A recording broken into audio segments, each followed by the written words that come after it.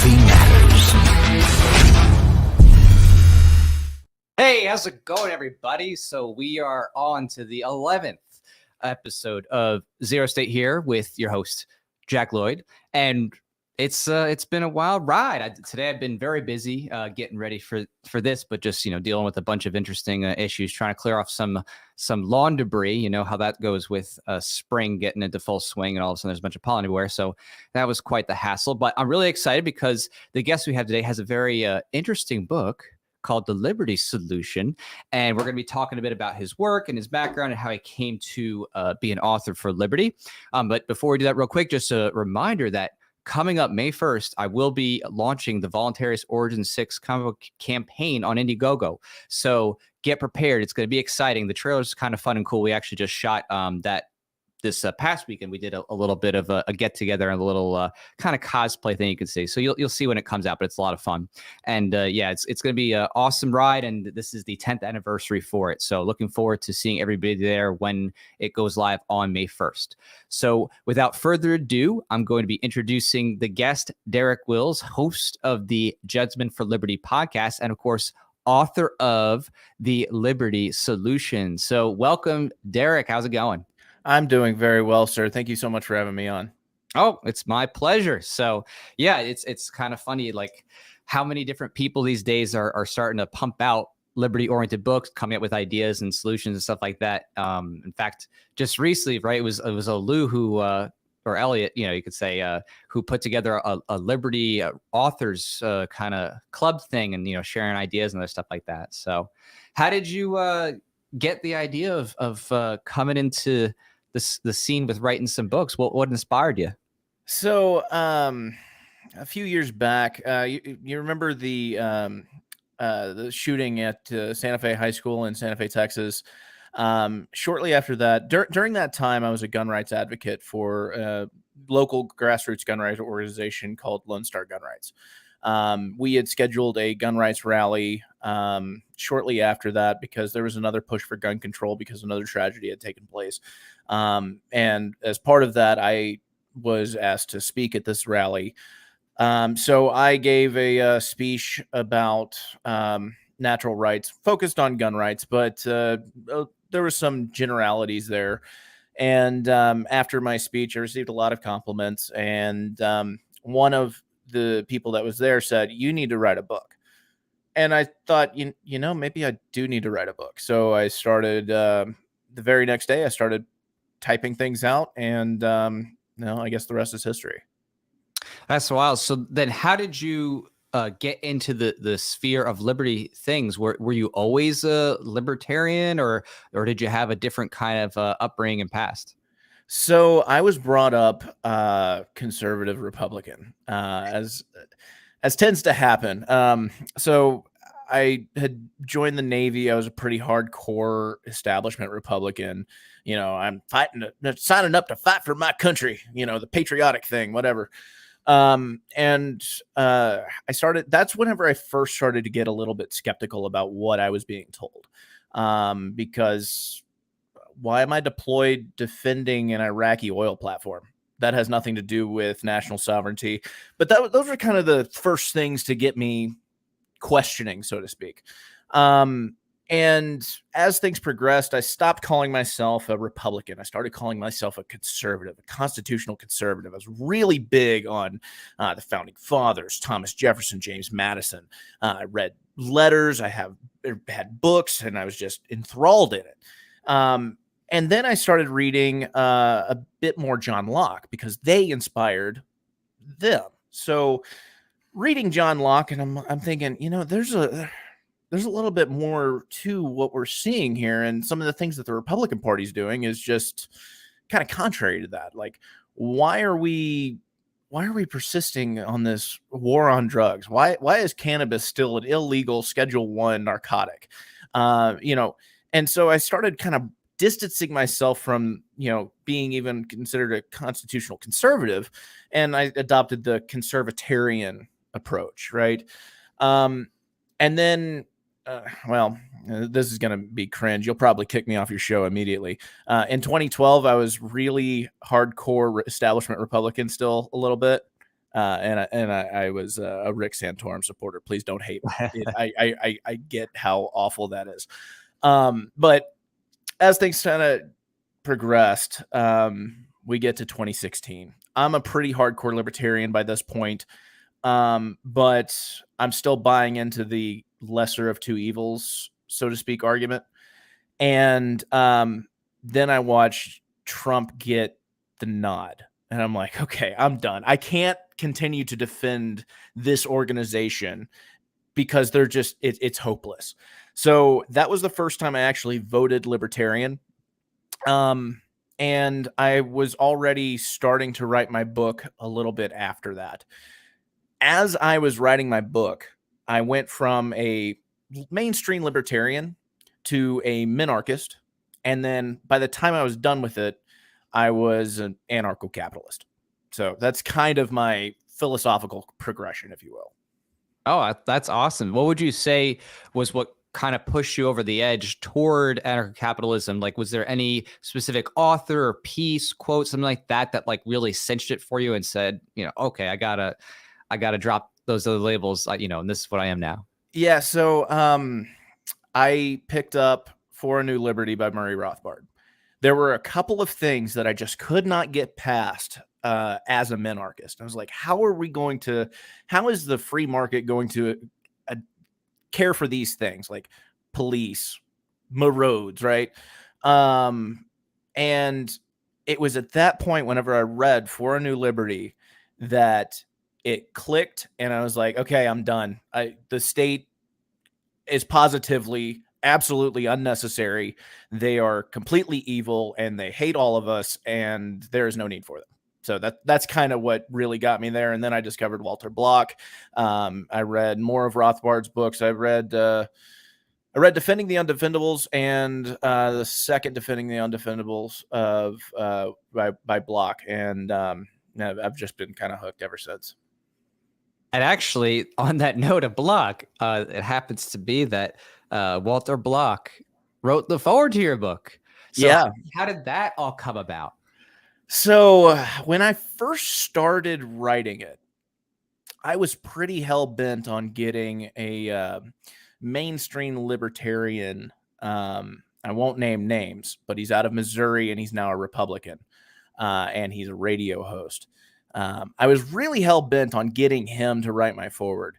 And then he started posting some really cringe things that I was just like, I cannot in good conscience let this person write the foreword to my book. And he had already told me, once your manuscript's done, send it to me. I'll be more than happy to. And then all of this kind of happened, and I was just like, I can't. So I made a post on the Mises Caucus group. Hey, what should I do? Who should I reach out to now? And Stephen Clyde in the Mises Caucus said, reach out to Walter Block. I was like, okay, it's at least worth a shot. I sent him an email, and the very next day he was like, I'd be more than happy to write your foreword for you. So that's awesome. Yeah, Walter has quite the history of just kind of wanted to helping newbies and stuff like that, and other people who are trying to do their first publications and whatnot. He's always been very student oriented, just loving to like teach and lecture and just help out. So that was a great suggestion. And Steven's awesome. So Steven, if you ever see this, you're awesome. Congrats on the new baby. So it's looking cute. But that's amazing. That's amazing that recommendation actually materialized. So that's really cool to see. So I was kind of dumbfounded. I'm like, is that real? So. Right? Yeah, you're like, I'm checking. Like, that really is him, right? Like, he didn't pass it off to somebody else and secretly just put his signature on it. No, he's very legit about that. He's really good. So yeah. And have you ever actually met him in person? I have not. The only correspondence that he and I have had been over email.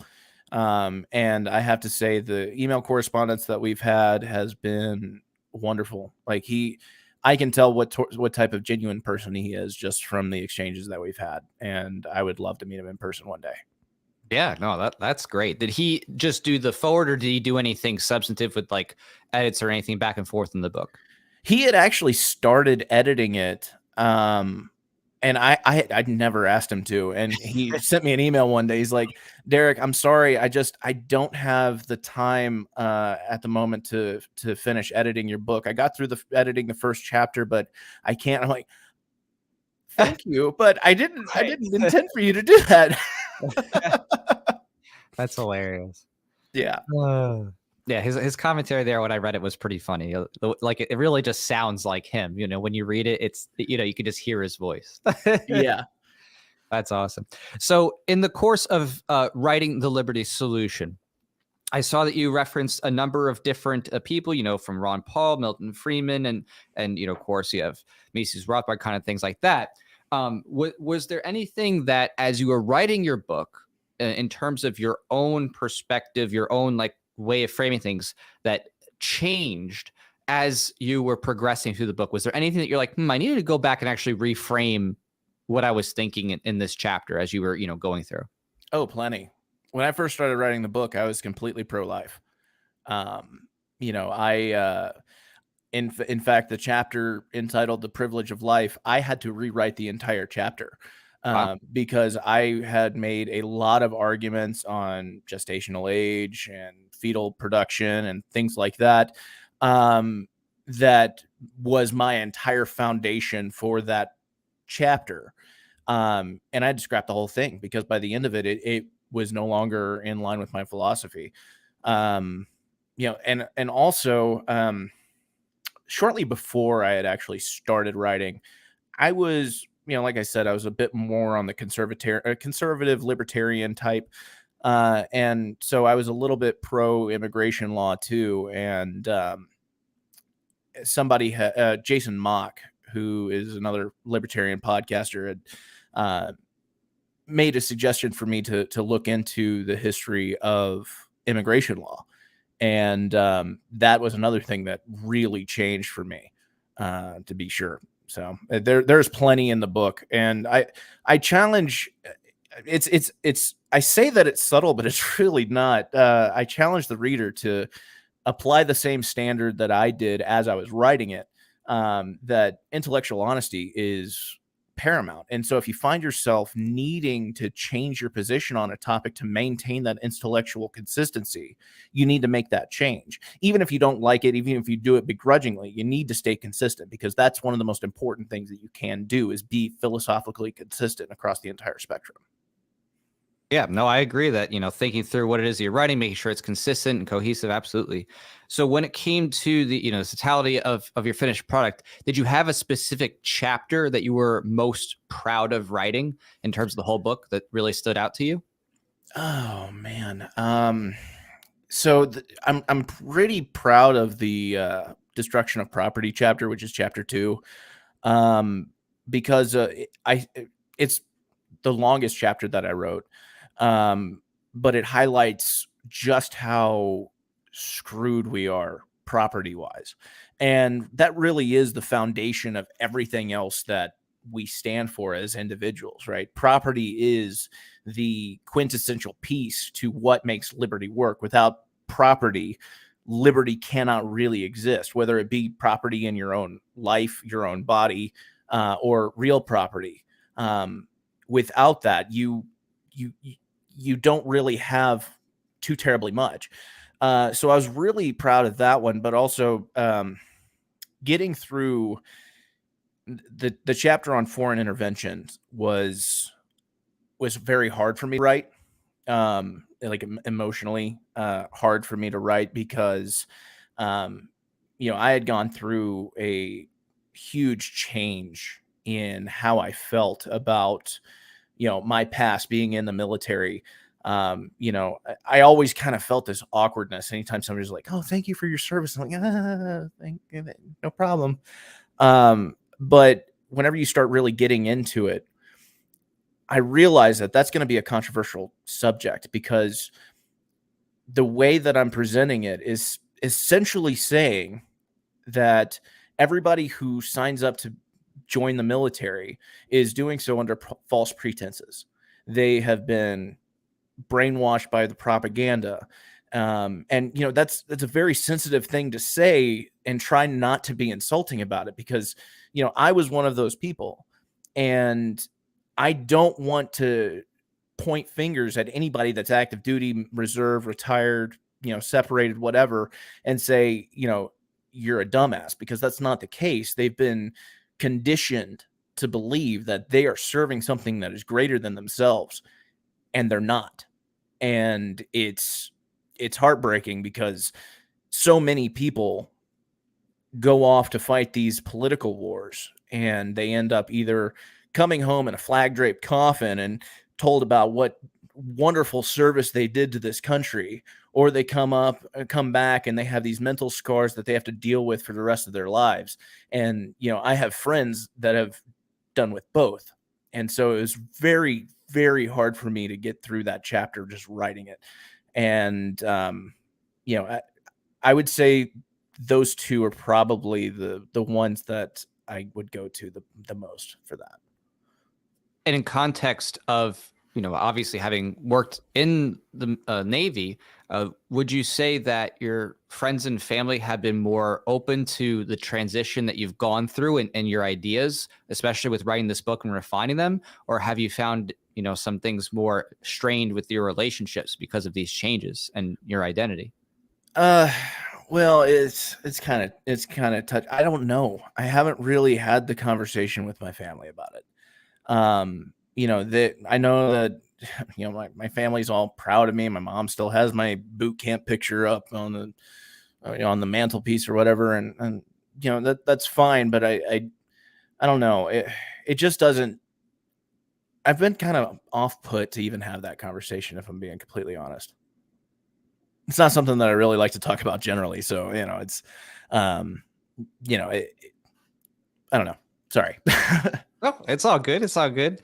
Yeah, I mean, because for me, obviously, when I came to these things and it started to become more of my own identity in terms of the productions and things I did and stuff like that, it of course spilled over. It came to a point where it's like came to a conversation with friends and family and stuff like that, and not everybody writes a book on liberty. You know what I mean? So that's its own thing. It's one thing to be like, yeah, I go to some libertarian conventions, or I check out some podcasts. It's a whole other thing to be like, oh, hey, I just wrote a book, So yeah. it's a big part of who you are in terms of, something that really expresses your thoughts and, your time, your emotions that you put into that. Cause it's, it's a serious endeavor. So yeah.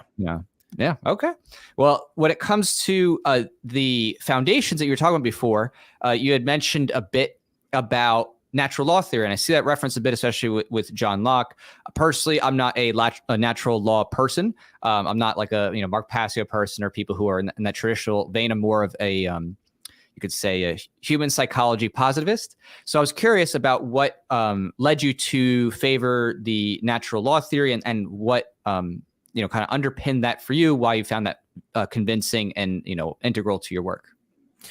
Well, I subscribe to natural law because you can't claim something as a right if it doesn't exist, right? And to say that, for me personally anyway, if you were to say that natural rights don't exist, then really what all we actually have would be privileges, whether that be privileges from the state, or the privilege that your neighbor gives to you in a completely voluntary society, right? If there was a stateless society that's completely voluntary, that would be like saying, in such a state, if somebody decides to murder you, they haven't really committed a crime, because there's no such real thing as natural law and natural rights. Natural law and natural law theory allows for it to still have the force of nature behind it. That you can define liberty, you can define life, liberty, and property in a way that is concrete and still applies even in the absence of the state.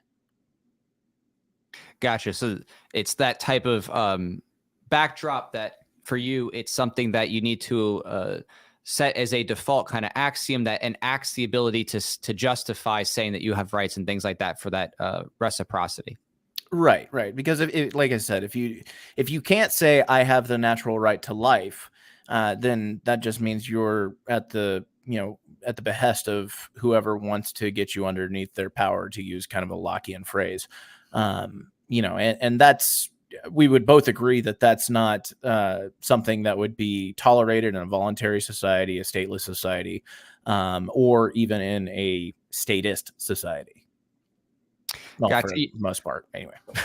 Well, yeah. I mean, from my position, I just have the position that the development of those things comes from people's interest in their self-preservation. In other words, that's a shared psychology that default minimum people don't want their consent violated, and so that kind of you could say axiomatic attribute of human consent naturally develops that way toward people wanting to work toward respecting those things, of course. And obviously, most people are not going to be too happy if their stuff gets taken or stabbed or murdered, stuff like that, their friends and family. Right. So it's pretty clear for most people to get that empathetic reciprocity.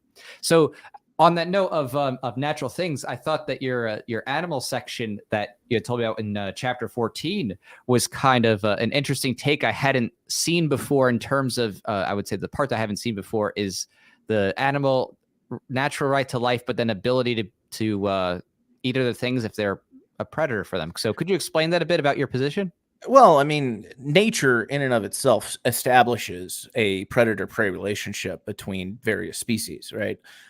You have your apex predators. You have you have your animals that are mostly thought of as prey, and because that is a natural occurrence in the state of nature amongst various species, you have to acknowledge that that is something that does exist, because without that relationship, you'll have species that will naturally go extinct because they couldn't even get sustenance for themselves. So you have to have that predator-prey relationship. But I also contend that, natural rights don't just extend to human beings. You can see this in the animal kingdom, whereas, any animal that would be prey or feels threatened is going to do what is necessary to defend its own life. It is going to fight for its own life and the life of its young, even. So you would say, just by demonstrating that act, they are exhibiting that they have this understanding of self-defense, self-preservation. Therefore, they would also have the inherent natural right to live their life. Now, again, predator-prey still exists. And so it's not a violation of natural law if a predator kills its prey for sustenance. But I also make mention that sport killing is also something that is prevalent in the animal world. Most commonly with like your pet cat, will go and kill things for fun and have no desire whatsoever to use it for sustenance in any way. It just wants to end that other animal's life and enjoy it. Granted, because they're not as intelligent as human beings, they can't establish any sort of understanding on how to redress grievances like that, which is why nothing ever gets addressed. But that is why things like justice are a man-made construct. So I'm kind of going off on a couple of different tangents here. So it's a bit more of a complex subject than simple. But does that answer your question, or you need more follow-up? Oh, no, that answers a question about the basis, of what you think about that. I would just be curious, would a human being be able to kill another human being if they eat them then? Because it would be them just exerting a predatory relationship with another human? No, because there's no predator-prey relationship that I know of that is shared amongst a species. And also, Alligators. Do alligators actually hunt themselves? Huh. Yep, definitely. Well, Major food source. Gators. That's interesting. Well, I would still say that no, because there is we have developed consent, and even still, whenever an alligator is going to hunt another alligator, that other alligator is still going to fight for its own life. So, I would say that it is still, that would be a violation of natural right to life. But because no system of redress of grievances exists, then it wouldn't get redressed in any way. It would still violate natural law, but there's nothing that would be done about it. Would you say, though, that if someone is, or a group of people is able to continually maintain subsistence off of other human beings, wouldn't that not be then the state of nature for them, that they're exhibiting their predatory attributes? Because if the goal is to look at what is, to derive the ought, to make it is ought, then would not then be, exemplifying through action that people would be cannibalistic, and that would be acceptable because they're asserting through action their dominance as a predator? Well, I mean, there are certainly more. There are definitely instances that are going to be, I guess, for lack of a better phrase, exceptions to the rule. What is the natural state of a human being? Is the natural state of a human being to kill another human being and eat him? You can't say that is fact, because it's not something that is even remotely common. Even in a state of nature, I would be hard pressed to see that as a state of fact. And I'd have to do a little bit more research on the alligator example, but I'm pretty sure it's also not fairly common amongst them. Is that a fair statement? I don't know. I'm asking because I don't know. Sure. No, I mean, in terms of human history, there's been many different groups of people who have had barbaristic practices with human sacrifice, especially worship to gods, drinking blood, doing other types of things in the name of mysticism. So I wouldn't call it actually that far of a cry. I would say that, if the only relationship between what should be the ought, the philosophical ought, is the is, then there's no basis then by which to say that, okay, if you make the is, how could you say it's unnatural? If you go ahead and do the thing and that becomes what is natural, then how can you say it's not natural, right? It would just be then you making that determination ad hoc when everything that's in, genetic evolution is just a product of subsisting off of different things that are available. So if what's available is, we're starving, we need to eat people. Well, okay, well, now is that natural? I mean, to me, that would be the big defining line is like, why do you define something as natural versus unnatural? And how would that be objectively, that is consistently, repeatedly, testably, empirically shown to be natural versus unnatural? And that's, I think, its own metaphysical question as well. Yeah, that's actually not a question that I know how to answer properly. But I would say that, in our current state of being, it would be unnatural for most human beings to engage in such an act. But that said, just because something violates natural law does not mean that it is something that is going to be enforced. Like, even in a stateless society, in my chapter regarding justice, I talk about how the culture itself can nullify an act that they deem to be acceptable, despite the fact that it factually violates natural law, violates natural rights for another individual. It would be interested to see, and if such a culture would adopt cannibalism and how that culture could survive long term. And while I would still maintain that such an act would violate the natural rights of every person that is being consumed in such a culture, if the system of justice that is established there deems it appropriate and not something that should be punishable, then steer clear of that society. Then that's all that I would say on it. I mean, I certainly wouldn't want to live next to cannibals. So when it comes to your favorite inspirations, who would you say are your top 3 people? Could be living, could be dead, whatever you want. Who are your top 3 people in the liberty, economics, ethics, philosophy sphere who have really influenced you the most? Who would you say your top 3 are? Murray Rothbard, to be sure. Walter Block has been huge, just because of, I'm a little biased on that one because of my forward. So, golly, Lysander Spooner has been huge. But probably one that might surprise you still is Jefferson. Thomas Jefferson is a very interesting individual.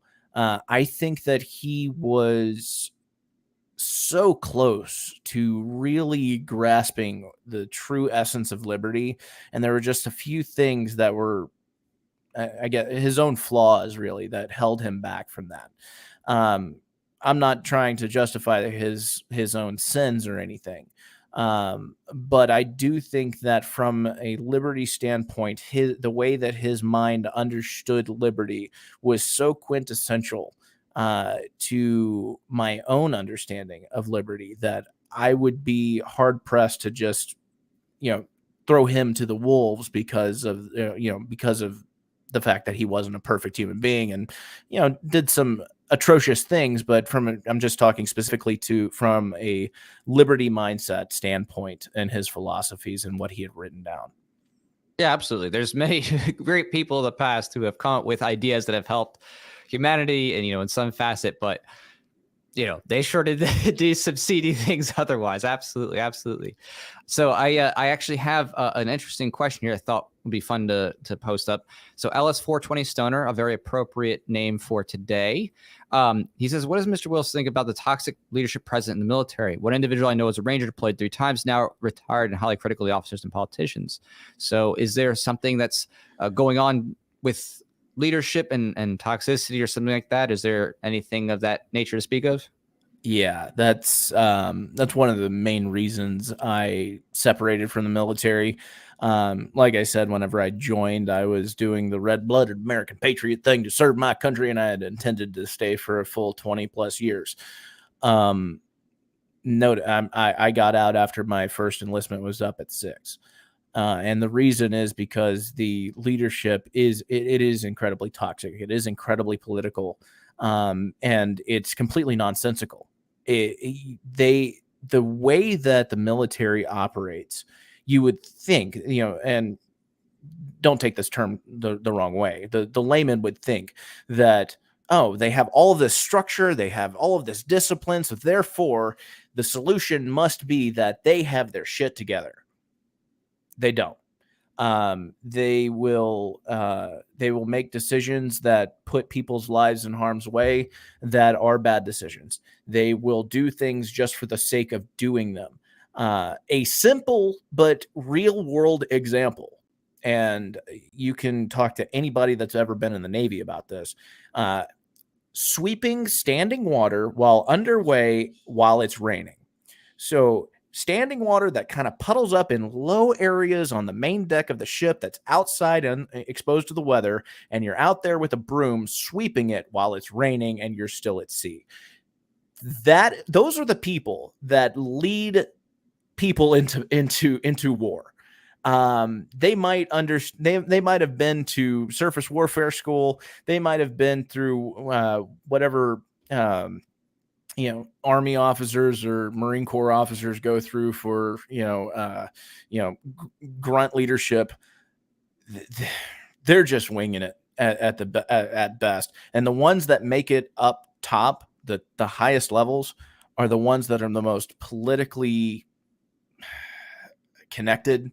They're the biggest snakes. They are the people that you don't want anywhere near those types of ranks, and those are the only ones that get there, because all of the good ones that should be there are the people that get out because they don't even want any part of it. Would you say that even with your own bit of time being out and things like that, would you say that there's been a dramatic shift within the military of people saying enough is enough and really like recognizing what's going on abroad as just being wrong and needing to end? It's hard to answer. I've been out of the military now for 11 years. So just in the 6 years that I was in, I had seen a change happen.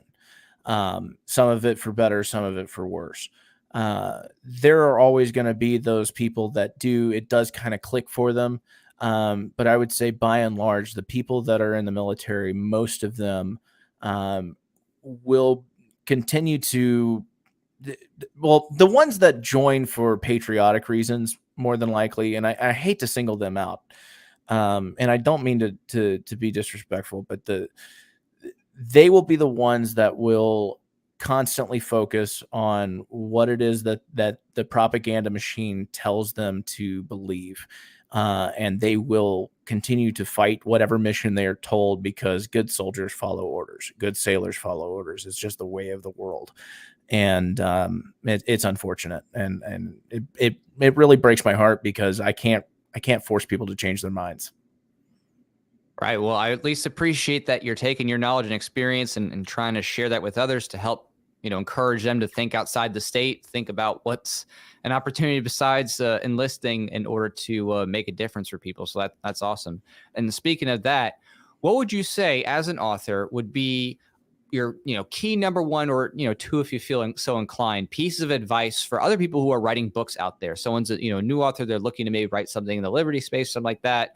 What would you say is something that you would highly recommend, having learned and gone through this process yourself? That is a very good question. Two things. One, make an outline.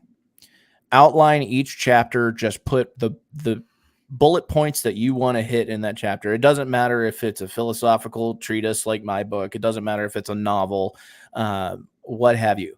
Outline each chapter. What do you want the chapter to start like? What bullet points do you want to hit, and how do you want it to end? Then fill in the blanks. The other thing is, you are your own worst critic. It's okay to go back and kind of read over things out loud to make sure that they are grammatically sound, but don't get overwhelmed with the editing. Let an editor do that, because you will find yourself changing the same paragraph for 2 weeks. And I know, because I've done this, where you're just like, I don't like the way that this is coming out. Now, there are exceptions to that, like where I had to rewrite an entire chapter because my philosophy on that subject changed. That's fine. But if you're kind of just going through and you're like, I don't like the way this sounds, unless there's like grammatical sentence structure issues, don't worry about editing it. Wait till you're done with the book, until you have somebody else read it over and edit. And then you can have a dialogue back and forth about how you want these particular items to be presented. Those are the two things that I would tell any author. Yeah, no, those are great piece of advice. Definitely things to think about. In my own book, I personally, I did most of the editing myself, but I had a very special philosopher who had helped do some editing and review for me. So that made it very nice. And then I had somebody else, like I hired out of country, to like just do a quick format of the book, whatever, for the Amazon formatting for that print on demand. Actually, you have some familiarity with printing as well. Is that something you want to share? Well, I hope I don't get fired. I don't know exactly where you are. Yeah. I work for Amazon, and the building that I work at, we do print, bind, and trim books. And I have seen my book one time go through there. That's pretty cool. That's pretty cool. You actually get to see the process. I think it's just amazing how that whole apparatus works with being able to print things on demand. And it's literally a machine that goes and boom, boom, boom, cuts it up right there for you with other different books in the assembly line. That's really amazing. So it is a really cool process. I'm not going to lie. And it's challenging. It's demanding. But it is a really, really cool process that we go from nothing to a book in such a short amount of time. Yeah, absolutely. So where can people find you, find your work and things like that? How can they connect with you and see what you're doing? So, we're on Facebook, Twitter, Instagram, Gentlemen for Liberty. It's me and my partner, JC, who is my co-host for the podcast. Podcast is on Spotify, Apple, Google Play, all of the major platforms. On Facebook and Instagram, we're at Gentlemen for Liberty. On Twitter, we're at Gents, the number 4 Liberty. And as far as the book is concerned, you can pick that up on Amazon. Just look for The Liberty Solution and it'll pop right up. Awesome. Yeah. And it definitely works, and it comes out very nice. I would say the print and even the cover is very nice, which has its own fun story. Yeah, that does have a fun story. Famous cover. Yeah, it's real quick. yeah. So it was 2 days ago. I'm just checking, my stats online, and I, how the customers who bought this also bought, and I've seen, Rothbard down there. I saw your book show up, and then I saw The Ethics of Liberty, and I own that book, and it had that same cover on Amazon. I'm like, my book doesn't have that cover. I've never seen it with that cover before. And so at first I was like, well, I'm a little flattered. Somebody just thought my cover was great. Turns out that, the graphic designer that I had hired used a stock photo from Adobe that was used for the same thing. And the thing is, I really don't think that there exists an actual copy of Ethics for Liberty, the Ethics of Liberty, that has that cover. I think that's literally just a digital picture for the book online only. It's a little odd, but whatever. I mean, yeah, I'm actually, I'm going to be having a conversation with my graphic artist here in the next couple of days. So, I mean, hey, it was a fun story figuring out the mystery, but, at least it looks all right. You just may have paid a little bit more than what you were hoping for the outcome. So yeah, live and learn. Next time I will take a look at my at my graphic artist friends that are on my Facebook page. Maybe I'll ask you if you want to do my cover work for me. We'll see. But yeah, advice number 3, make sure that when you're hiring someone to do your cover, you specifically say, hey, I want a custom one, not a stock image, just in case, if you don't want the stock image, and know accordingly. All right. Well, thank you so much, Derek. Really appreciate your time. And again, everybody, you can check him out in the Gentleman for Liberty podcast and his book, Liberty Solution. It is on Amazon. I don't know when we're going to do the next show. I got to talk to some people, find that out, but I'll catch you all soon. And again, thank you so much, Derek, for coming on. It was my pleasure. Thank you for having me. I appreciate it very much, sir. All right. Take care, everybody. ZeroState.